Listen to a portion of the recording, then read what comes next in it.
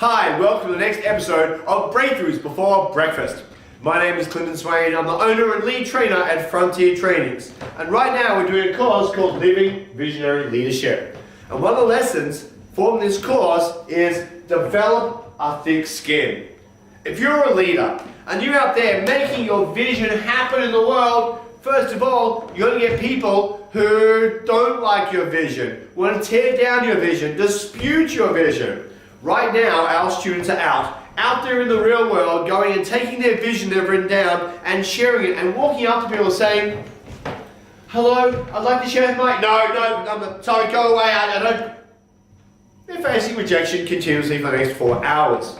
So if you're going to be a great leader, you have to understand there'll be people who resist you. Competitors, people who are ignorant, people who don't understand, people who have their own agendas, and all of that will come back as a negative wash of feedback. Lady Gaga is a great example. When Lady Gaga was playing huge 2009, 2010, 2011, there have been articles placed about Lady Gaga, and maybe 40 to 60% of the comments were all hate messages. Just comments that would just rip your heart out if you went through and read them all. And so understanding that the bigger game you play, the more you need to go and work on developing a thick skin. If we go back to the time, dot-com brew, about 2000, Bill Gates was projected to become one of the world's first trillionaires at that point. Microsoft stock was skyrocketing. And you know what happened? People set up a website, the Hate Bill Gates website. And people were up there commenting about how much money he was making and how fast his money was growing. And all these people up there were just sending messages of hate and hate and hate to Bill Gates. To me, it broke my heart when I saw a visionary leader having been torn down by so many people, developing a thick skin. Go back even further in time, J.D. Rockefeller, who would have become the wealthiest person in the history of the world until that time, with Standard Oil. He was compared to every vile creature, octopuses, snakes, everything that was big and dominating, considered evil, his image was compared to with the reach and control of Standard Oil. People said that, he was immune to the criticism. And yet when you find out more about it, it hurt him very, very deeply. So this idea of developing a thick skin is critical for us in leadership. If we want to be a leader, we have to understand we will get negative feedback, negative pushback, criticism, hate messages. It's part of the process of playing a bigger game. And the bigger we play, the more likely we're going to get it, and the thicker the skin we need to develop.